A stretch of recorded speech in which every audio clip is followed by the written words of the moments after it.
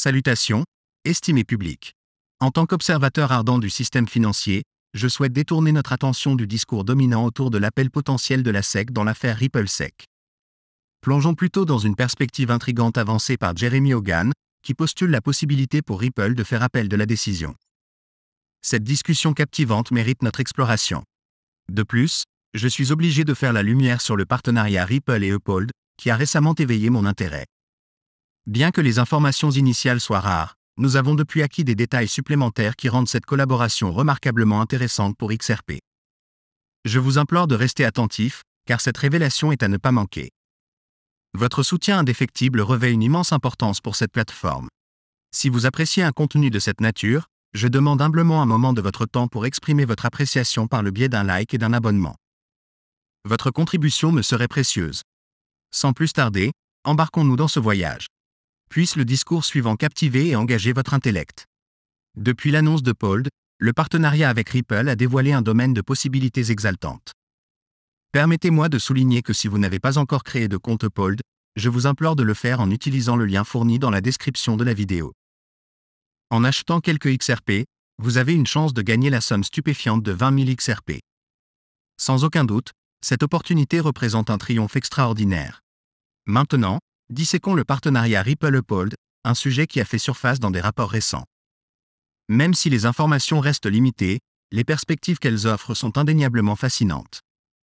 Uphold a l'intention de se procurer du XRP directement auprès des bourses publiques, en l'utilisant comme canal pour les transactions transfrontalières et multi-actifs, facilitant ainsi les paiements bancaires.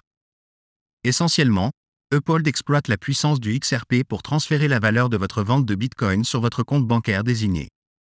Ce concept d'interopérabilité, utilisant XRP comme moyen de transfert de valeur entre divers systèmes centralisés, recèle une immense intrigue. Bien que Uphold fonctionne comme une entité centralisée, nous devons reconnaître ses efforts louables pour utiliser XRP comme canal de mouvement de valeur entre ces systèmes disparates. Uphold, agissant comme une sorte de centre d'échange, relie de nombreux échanges et facilite des transferts fluides. Il sert d'intermédiaire, reliant divers référentiels de valeur. L'engagement de Uphold à utiliser le XRP comme moyen de liquidité pour toutes les formes de valeur sur sa plateforme témoigne de son attachement au modèle d'échange centré sur le XRP, renforçant ainsi l'écosystème dans son ensemble. Malheureusement, les bourses telles que Uphold ne parviennent souvent pas à recevoir la reconnaissance qu'elles méritent pour leur contribution à l'écosystème des crypto-monnaies. Cependant, je me sens très enthousiasmé par cette évolution.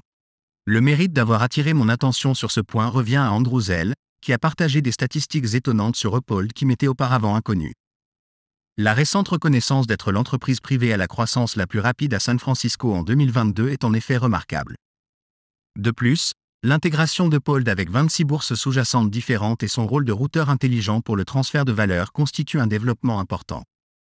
La décision d'Uphold d'utiliser XRP comme moyen de connecter les fintechs, les banques et les sociétés de jeux et de faciliter le transfert de valeur est une décision centralisatrice aux implications considérables. Avec 30 millions d'utilisateurs déjà à bord, l'adoption par Uphold du XRP aux fins prévues en tant que pont de liquidité et mécanisme de transfert de valeur est vraiment passionnante. Bien que les détails soient rares à ce stade, le potentiel de ce partenariat est captivant et l'engagement d'Uphold à exploiter tout le potentiel de XRP est louable. La croissance rapide d'Uphold à San Francisco est indéniablement impressionnante, et il sera fascinant d'assister à son évolution future. Maintenant, avant d'aborder la possibilité que Ripple fasse appel de l'affaire SEC, abordons brièvement deux autres sujets.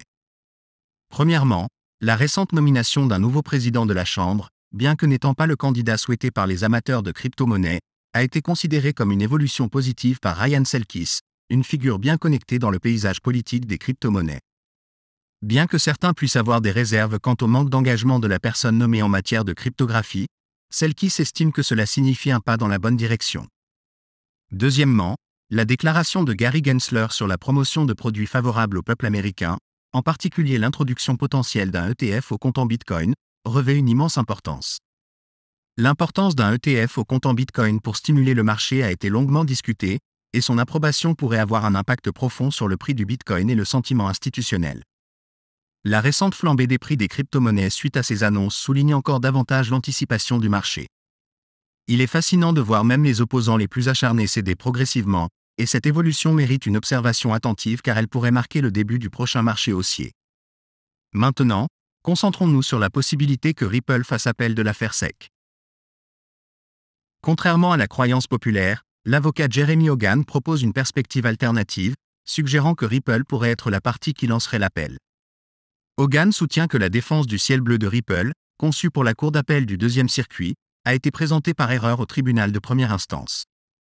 Cette défense s'articule autour du concept de contrat d'investissement et a des implications intéressantes pour la stratégie juridique de Ripple.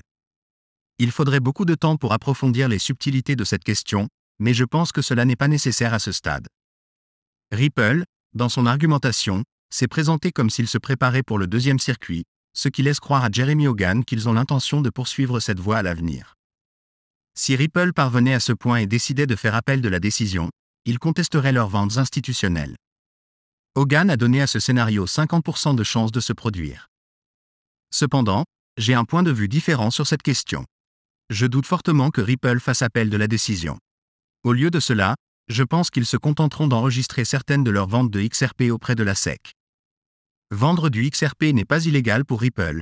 Ils doivent simplement se conformer aux réglementations de la SEC en enregistrant leurs ventes aux institutions. Permettez-moi de simplifier le processus pour vous. Ripple remplirait un formulaire informant la SEC qu'elle enverrait 1 million de XRP à Bank of America. C'est une procédure simple, ni illégale ni impossible. Je ne vois pas pourquoi l'enregistrement des ventes de XRP aux institutions serait un problème important pour Ripple. Le vrai problème réside dans le fait que Ripple ne savait pas quelles ventes devaient être enregistrées et que certains de leurs produits n'étaient pas compatibles avec l'enregistrement. Cependant, une simple transaction comme la vente de XRP à une institution ne nécessite pas d'action immédiate, donc remplir un formulaire n'entraverait aucun des produits Ripple.